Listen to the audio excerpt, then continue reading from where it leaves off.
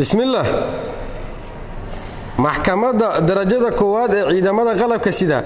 waxay ku dhawaaqaysaa xukunka dacwad ciqaabeedkii loo heystay eedeysanayaasha kala ah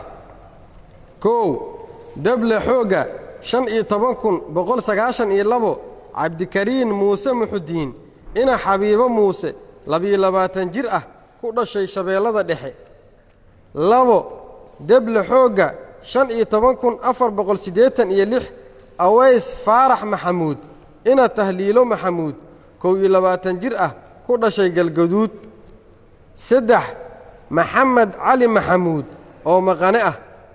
kuwaas oo xafiiska xeer ilaalinta ciidamada qalabka sida ku soo eedeeyay dambiga ah burcadnimo hubaysan iyagoo tiro 2 jeer ah dhac hubaysan u geystay shirkadda Hormuud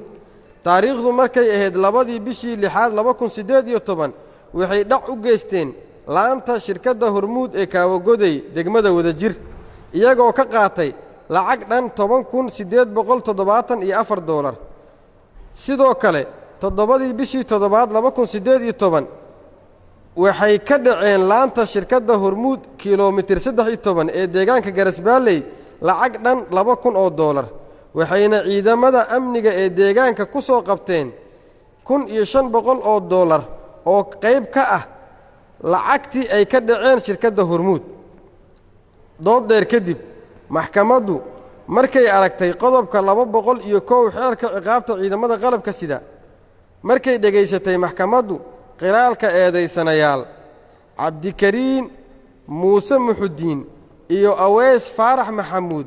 oo ay ka hor cadeeyeen maxkamadda horteeda in ay dhac u geysteen shirkadda Hormuud kana qaateen lacag lana soo qabtay markii ay sameeyeen dhac labaad kadib markii ay dhageysatay maxkamaddu markaatiyaashii la hor keenay midna ay u weydiisay marag furkooda waxay maxkamadda ka hor sheegeen in labada eedeysane ee hortaagan maxkamadda iyo eedeysana maqan ay ahaayeen kuwii dhaca u geystay shirkadda Hormuud tiro 2 jeer ah markay aragtay maxkamaddu dambi muujinta ah lacagtii lagu soo qabtay eedeysanayaasha markii ay geysteen dhacii labaad kadib oo gaaraysa $1,500 hubkii ay u adeegsadeen falka dhaca ah oo ka kooban 2 qori AK47 ah iyo 2 boosh oo ay ku jiraan qasnado AK47 ah markay dhageysatay maxkamaddu doodii qareenka oo ahayd in eedeysanaha labaad la sii daayo xorriyadiisana loo celiyo halka eedeysanaha koowaad ay maxkamaddu u naxariisato sidaa darteed maxkamadda waxaa u cadaatay in eedeysanayaasha kala ah dable xooga 15192 Cabdikariin Muuse Muxudiin dable xooga 15486 Aways Faarax Maxamuud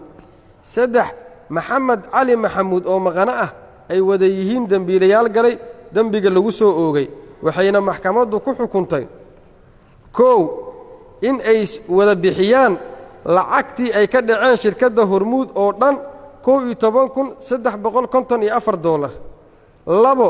waxay maxkamaddu ka saartay kamid ahaanshahoodii ciidanka xoogga dalka Soomaaliyeed waxay maxkamaddu la wareegtay hubkii ay ku fuliyeen falka dhaca ah waxay maxkamaddu ku xukuntay min 5 sano oo xabsi ciidan ah ciddii aan ku qanacsanayn xukunka maxkamadda waxa u furan racfaan wabillahi tawfiiq